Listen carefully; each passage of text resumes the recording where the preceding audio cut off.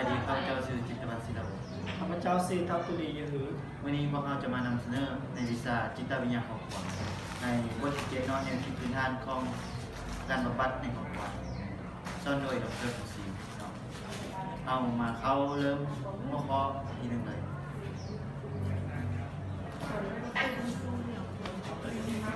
บทที่7แนวคิดพื้นฐานคิดบำบัดพอแล้วหนึ่งนี่เป็นแนวคิดพื้นฐานของคิดบำบัดครอบครัวสองนี่ความหมายของอาการปล่อยและ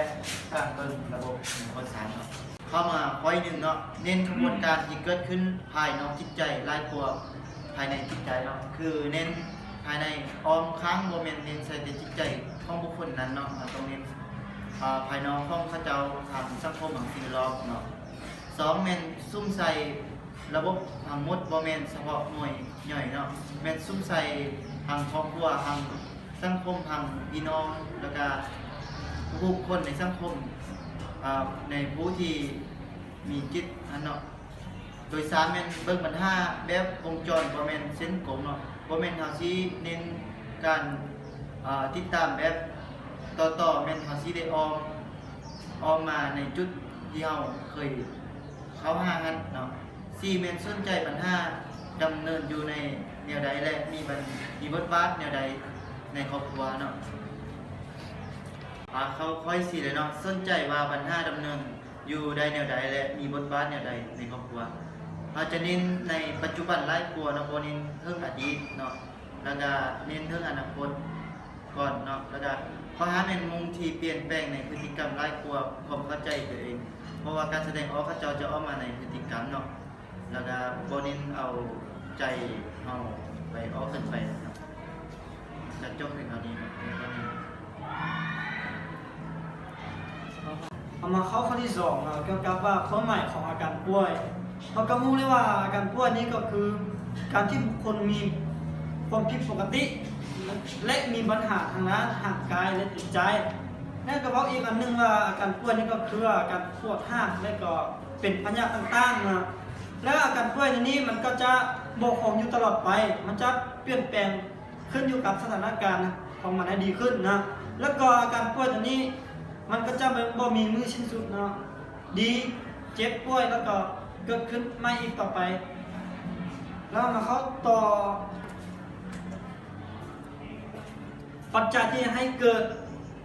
มีปัญหานี้ก็เอาไงว่ามันมีอยู่3ปัจจัยหลักๆเนาะอันที่1ครอบครัวอยู่ในครอบครัวนี่ก็ที่จะให้เกิดปัญหานี่ก็มีว่าฐานะของครอบครัวแล้วก็สถานภาพของเขาความสัมพันธ์อยู่ในครอบครัวบ่ดีก็จะให้เกิดปัญหาได้เช่นกันแล้วก็อันที่2กรรมพันธุ์นี่เขาจะรู้เลยว่าเป็นแบบบัตรพบุรุษนะถ้ามีปัญหาอยู่ในช่วงนี้และช่วงต่อไปก็จะมีปัญหาเช่นกันแล้วความฮักความเป็นห่วงเป็นใยนี่ก็ยังไงว่าสมมุติว่าแม่มีความเป็นห่วงเป็นใยกับลูกหลายเกินไปก็จะให้ลูกเกิดมีการอาการแบบเหมือนเฉยเนาะว่าเป็นตัวของตนเองถ้าว่ามีความเป็นห่วงเป็นใยก็เห็นให้ลูกเกิดมีปัญหาเช่นกันแล้วสุดท้ายก็ต้องเรียกว่าเป็นเกิดมาจากผู้ป่วยนั่นเองนะสุดท้ายนะมันคือข้อที่3การเบิ่งระบบอยู่ในการเบิ่งระบบนี้จะแบ่งมาเป็น4ขั้นตอนคือขั้นตอนที่1การเบิ่งระบบระดับบุคคลนี่ก็เป็นการเบิ่งผู้ป่วยนั่นเองว่าผู้ป่วยมีปัญหาอย่างเบิ่งผู้ป่วยโดยเฉพาะและขั้นตอนที่2ก็คือการเบิ่งระดับ2 คนนี่ก็คือว่าเป็นการเบิ่งปัญหาระหว่างพ่อกับลูกแม่กับลูกหรือผัวกับเมียเนาะเป็นต้นแล้วก็ขั้นตอนที่3การเบิ่งระดับ3 คนขึ้นไปนี่ก็ว่าเป็นการเบิ่งปัญหาระหว่างพ่อแม่และลูกอยู่ในครอบครัวโดยเฉพาะแล้วขั้นตอนที่4ก็คือระ